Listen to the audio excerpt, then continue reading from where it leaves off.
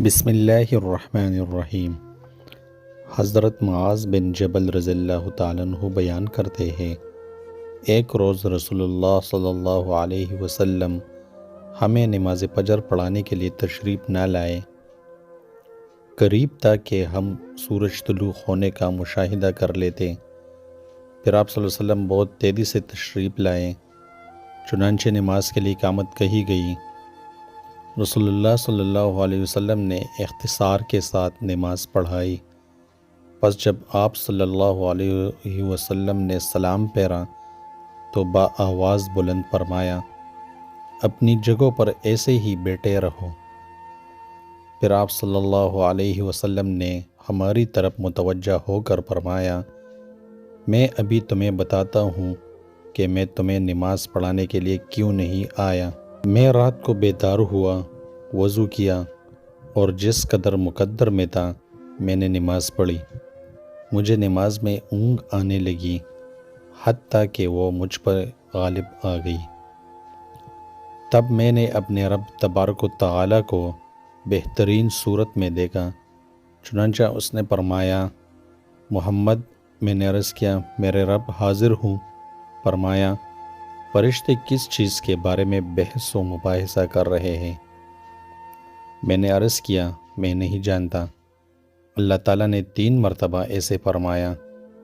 آپ صلی اللہ علیہ وسلم نے فرمایا، میں نے اسے دیکھا کہ اس نے اپنا ہاتھ میرے کندھوں کے درمیان رکھا، حتیٰ کہ میں نے اس کی انگلیوں کے پروں کی ٹھنڈک اپنے قلب و صدر میں محسوس کی، اور میرے سامنے ہر چیز واضح ہو گئی اور میں نے پہچان لی۔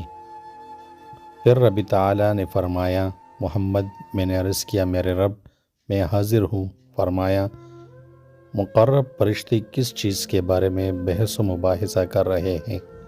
میں نے عرض کیا، گناہ مٹا دینے والے اعمال کے بارے میں۔ فرمایا، وہ کیا ہے؟ میں نے عرض کیا، باجماعت نماز پڑھنے کے لیے چل کر جانا، نماز کے بعد مساجد میں بیٹھے رہنا، ناگواری کے باوجود اچھی طرح وضو کرنا۔